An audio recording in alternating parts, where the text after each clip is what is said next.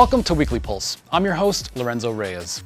We've finally reached the end of the season, the football season that is, and the big game is upon us. We reflect on the Chiefs and Niners conference championship wins, and we take an early look at the Vegas odds for the Super Bowl.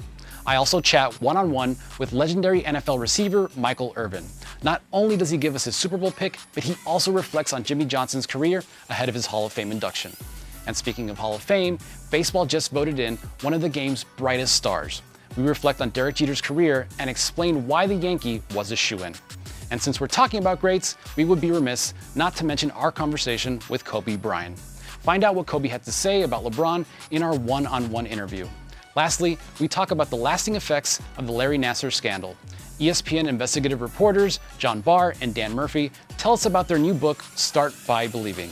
Let's roll. Finally, the Super Bowl is set. And folks, I think it has a chance to be a great one. Here's why. The Niners have been great all season long, and it should be no shock that they did what they did to the Packers. They ran over them. They pummeled them. They straight up dismantled them.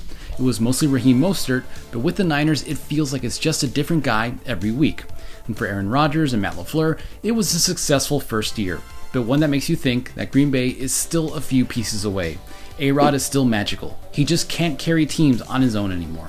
For Jimmy G and Kyle Shanahan and the Niners, they've caught fire this year and simply haven't looked back.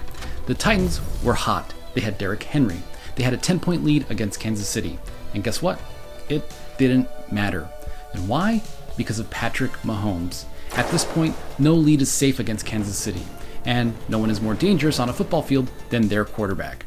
The Chiefs reached their first Super Bowl in 50 years. Andy Reid reaches his first in 15. We are all refreshed to see a team other than the New England Patriots reach the Super Bowl in the AFC. This something tells me we should get used to the Chiefs being a mainstay in the big game. The combo of Andy Reid and Patrick Mahomes can be that good.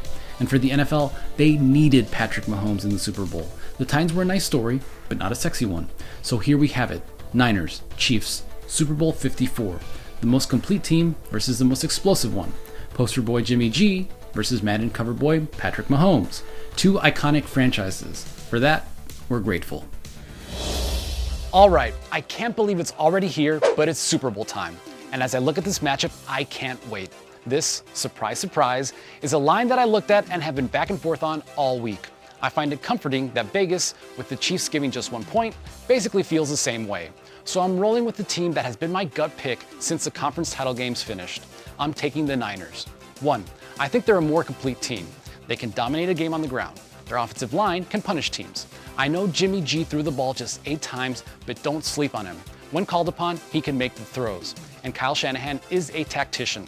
But the reason why I picked San Francisco is because of that defense. I fully expect that defensive front, led by Nick Bosa and Eric Armstead, to get pressure on Pat Mahomes. And I think if they can just get in his face, it could throw off the timing and rhythm of KC's offense. Now we're going to hit you with the total line. Historically, after a long layoff and all the attention and hype, teams tend to start Super Bowls a little slowly. Factor in the magnitude of the game and the nerves that players may have, and I'm all over this under. The line is at 54 points. I've already talked about San Francisco's defense, but Kansas City's has been pretty nice lately too. I've got the Niners winning 27-23, hitting that under. Book it. These are my locks of the week. The FBI needs to be held accountable. USA Gymnastics needs to be held accountable. These coaches need to be held accountable. Michigan State certainly needs to be held accountable. There's a lot to go around.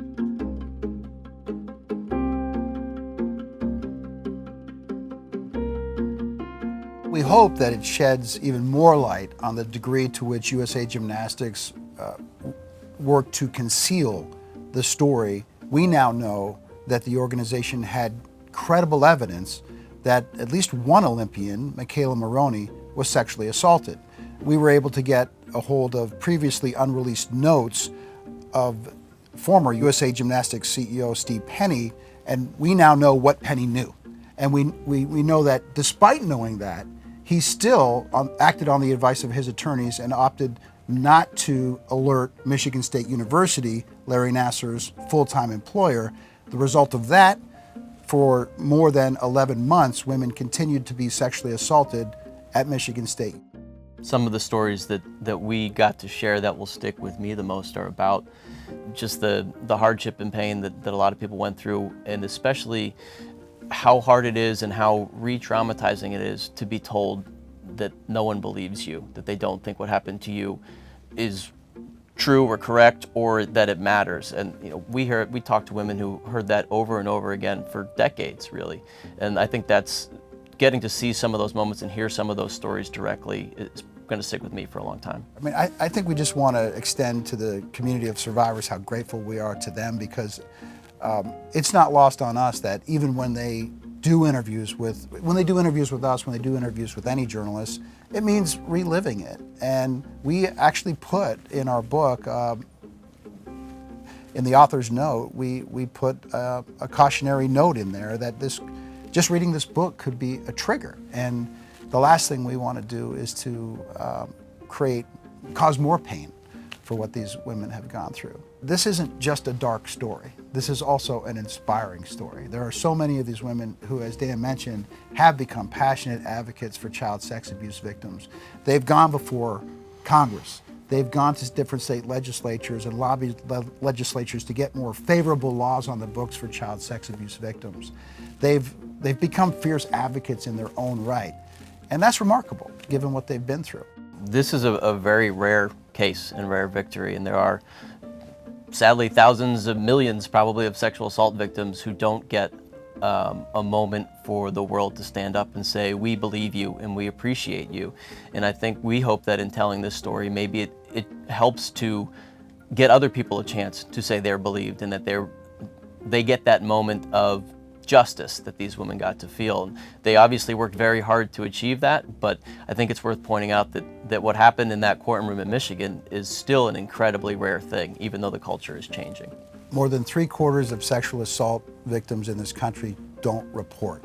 Of the roughly 1/4 that do report, about out of a population of 1,000 sexual assault victims, a little more than 40 actually go to trial, and of those, the perpetrator gets convicted in less than 5 of those cases. So if you report sexual assault in this country, the odds are the guy's going to walk. And that's across the spectrum of all sexual assault victims who report. So what happened here was rare when you look at it through that prism. Derek Jeter was elected into baseball's Hall of Fame, and talking to baseball officials and executives throughout the game, it couldn't have come at a better time. This is a guy who embodied, exemplified class throughout his career. Never a scandal, never an embarrassing moment, always knew what to say at the right time and when. Was he the greatest player during his era? No, but he certainly exuded class and a sheer champion. 5 World Series championships, 7 American League pennants. So congratulations to Derek Jeter. Baseball is absolutely thrilled, and man, did he come at the exact right time. Remember now, he played in the steroid era, and now he comes at a time when baseball is trying to dig itself through the Houston Astros cheating scandal. Zion Williamson's NBA regular season debut. He had 17 of his 22 points in the fourth quarter, 17 consecutive points during that stretch in really a 3-minute time frame, and then it all came to a halt for a very simple reason. He had logged 18 minutes, and that was the minute limitations that the Pelicans put on him for a very specific reason. He had missed the first 44 games while recovering from a torn meniscus in his right knee, and the Pelicans want to be cautious with his workload to minimize the risk of future injuries. Now, the Pelicans acknowledge their frustration with it, so did Zion Williamson, because he's a competitor, and they wanted to help the Pelicans win a game, which they ultimately lost against the Spurs. But the Pelicans are thinking more long-term. But all in all, I think Zion Williamson showed that there's going to be a lot of reason why he's going to live up to the hype. He's just getting started. I'm sure you're well aware, maybe a week or 2 away, LeBron will eventually surpass you on the list. Being the competitor that you are, is that something that is kind of bittersweet, or is that is like an overblown media thing? It's such a juvenile thing. Yeah. Man, you know, it's like you play, you have a great career, and I don't understand why. I don't know if people want that, or want to have this kind of contentious thing where it's, you don't want records to be broken or people to surpass. You should be happy Right. for the person that comes after you to be able to surpass things that you've done. I mean, like, Right. For sure. yeah, it's kind of juvenile, I think. Unfortunately, we never got a chance to have that big finals matchup, like in '91 when Magic played Michael in the finals, and it was like, all the hype and all that stuff. We never got a chance to have that, but I will say, one of the biggest pleasures that I had was playing together in the Olympics in our 2 years. That was a lot of fun as a competitor and also as a teammate. So like when you're practicing, you're competing against each other day in and day out. That was a lot of fun. And then being teammates together was a lot of fun. What were your kind of initial expectations of what the next step would be, and how have you kind of seen it play out with everything you've done? I just wanted to tell stories. I had Dear Basketball that I knew was going to be coming out soon, and when I retired, we immediately moved into the execution of the short film. So, the animation, actually animating the film, and then working with John on the music and schedules and things like that. And then from that, I was developing these novels. So a lot of them were still in the outlining stage. And so trying to figure those out and make them books. And at the time, I hadn't hired a head of publishing. I hadn't done these things. So I still had to do a lot of research and figuring out who were going to be the people that were going to take this crazy journey with me. So it was a lot of work to be done still. So where would you rank these trophies that you have behind you? Well, they're at the top for me. It's not something that was expected. As a kid, you kind of have the goal of winning championships and doing these sorts of things, right? And being in the industry that I'm in now, it wasn't something that was thought of. Like winning an Oscar wasn't something that was like, oh, I want to win an Oscar one day, And it certainly wasn't something that people expected of me. You expect kind of you're a basketball player, you're an athlete, that's it, that's all. I don't know what you're going to do when you retire. You're going to be, you're going to go through a state of depression, and you're going to have an identity crisis because, these are all things that were said to me because people were like genuinely concerned. And so to be able to transition and be able to do these sorts of things it's at the top of the list. What have you been doing with the Sports Academy? How did that all come to be, and what have you been doing with that? Well, it's our physical space to actually help young athletes get better, right? So we have the information, we have the inspiration, and now we actually have the facility where the rubber kind of meets the road, where athletes can come and train and actually do the work to get better mentally and physically. So when I visited the facility, I was blown away by their attention to detail with everything and how much care they put into the smallest of things. And looking at what we're trying to build as a studio, I felt like it was important for us to have a facility in which we can actually physically help players develop. And so we struck our partnership, and it's been great. Of the guys that went there last year, what were some of the common themes of what they wanted to know from you? What was sort of your feedback? Well, from a mental level, it was kind of how to mentally get in a space where you're performing at a high level day in and day out, that sort of stuff. And then from a tactical level was always how to handle zones and how to handle certain defensive packages where you put guys on the floor to help manipulate a defense and things like that. What's it been like coaching your daughters? It's been awesome, man. You get a chance to watch these kids grow and develop and get better, and what's more important in the game itself is how you understand that their confidence as young women grows tremendously through playing the sport. The coaches poll saw some teams both rise and fall after another jam-packed week. For those that fell, we've got to start with Duke. The Blue Devils were in the mix to potentially ascend to the #1 spot after starting ACC play 5-0. But then they suffered back-to-back losses last week to both Clemson and Louisville. This might be a wake-up call to get Coach K's team into gear by February and March. But if Vernon Carey Jr. is in foul trouble, it really exposes weaknesses, particularly with outside shooting And this is also one of the worst free throw shooting teams in the entire country. Speaking of Louisville, the Cardinals jumped back up in the poll this week after that big win over Duke. And now they're currently atop the ACC standings alongside Florida State, which is another sleeper team that really needs to be taken seriously. With the usual stalwarts North Carolina and Virginia struggling, that leaves room for a new team to move up to the top of the league this year. It looked like it was going to be Duke, but FSU and Louisville are currently building really impressive resumes. When you look at these teams' success, you have to look at the coaching with Coach Chris Mack and Leonard Hamilton. They're two of the best in the entire sport. This matchup, I see it. It's so much fun when you have an offense like what Casey has with Patrick Mahomes and all those weapons, and a defense that Robert Saleh's been building. They can get after the quarterback. What are your first impressions of this battle we're about to see? Well, first I was excited to see the battle, the two teams that made it, you know, and the storylines around these teams. First of all, we're going to get something brand new. Because either one of these quarterbacks, whoever wins this Super Bowl, it's their first time winning a Super Bowl. We're getting raw emotions there.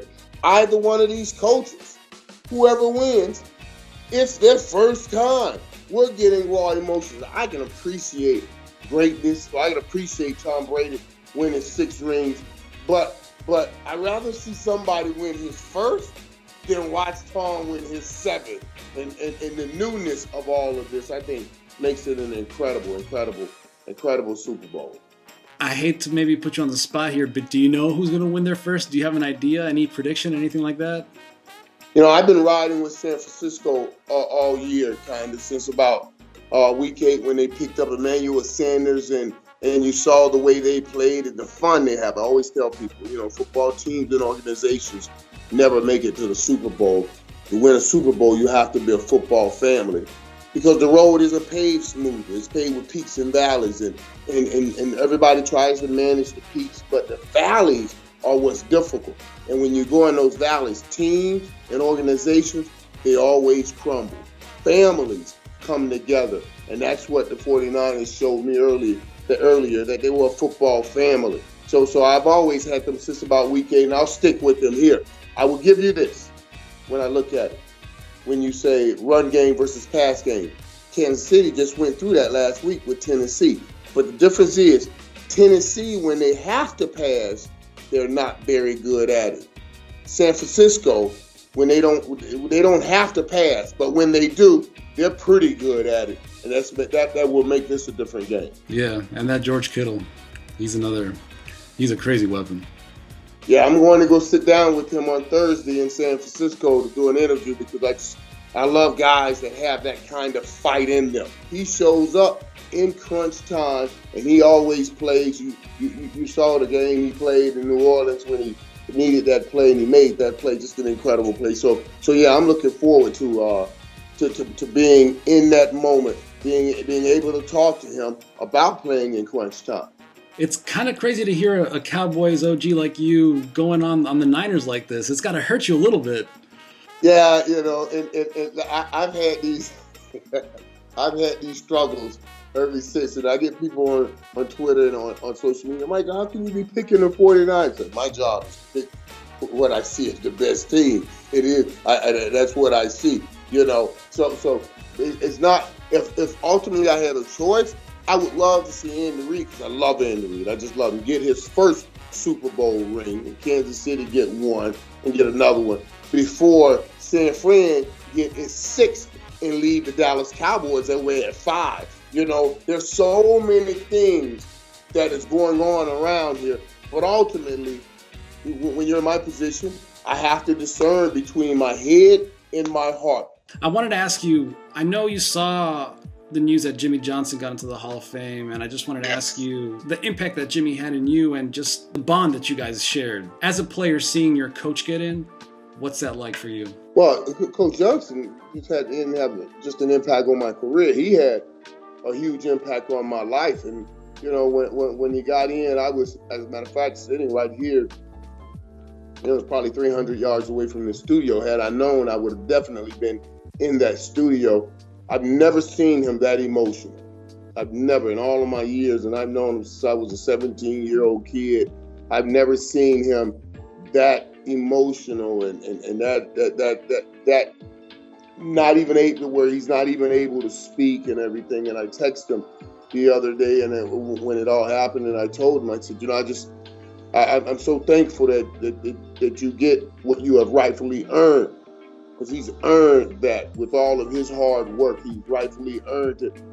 But also, more importantly, I'm just so thankful, and I thank God, and I do every day, for sending Coach Johnson my way. Of course, I went to Miami under Coach Snellenberger, and then Coach Johnson came in right after that. Coach Snellenberger never really coached. He left right after that. Coach Johnson came in. Then I came to Dallas and under Tom Landry, and then Coach Johnson came in right after that. So I'm always joking with him that he's followed me everywhere, and he's followed me right into the Hall of Fame. He'll say all these gray hairs he has them because of me. I say, all those rings you have them because of me also. So let's just make sure we understand the playing field that we are on. But he's been like a father to me, and I truly do thank God. I consider him one of the miracles on my journey. And we all have them. We all have these people that we can look back over our life, over the journey of our life, and we can see it and say, we would not be where we are had it not been for this person and the way this person was. He nudged me back here. He gave me this advice here. He did this for me here. We would not be here without that person. And I call that person the miracle on my journey. And that's certainly Coach Jimmy Johnson. I was just so happy for him. And now we have to get him in the Ring of Honor in Dallas. I know you've been working with Frito-Lay as part of their campaign. Can you just talk a little bit about it? What does the campaign mean, and why is it important for you to be joining up with them? Well, first of all, the campaign is crunch time, and it's about getting you chips for the playoffs and every time. And it is crunch time, literally and figuratively speaking. It's crunch time. So we're definitely excited about this campaign. I guess you guys have seen the commercials. We had a great time shooting the commercials. And what's great about this is it's so great when you partner with the product that you really, really consume. And this is trust me, I consume this product all the time. Lay's one of my favorite snacks to snack on, especially during football games, during movies and everything. Fritos, the chili cheese Fritos. My wife and I, we argue about those being in the bed all the time. She wants to make me get out of the bed and eat them. So, it's just a great opportunity to partner, have fun with other Hall of Famers, and tell America, it's on. It's crunch time. Get your chips for crunch time. It feels weird, right? This in-between weekend before the Super Bowl? Well, fear not. There's still plenty to watch the next few days. And let's start in St. Louis, where the best in the NHL will get together to compete in the fastest 3-on-3 tournament in sports. One thing to know about 3-on-3 hockey, there's tons of scoring. In college hoops, we have number 1 Baylor going into Florida on Saturday night. Expect the Bears to be on upset alert. In the NBA, we have a great matchup Saturday night with the Sixers hosting the Lakers. This could be a potential NBA Finals matchup. Oh, and of course, the Pro Bowl is this Sunday. I know, but guess what? There's one big reason to watch this year.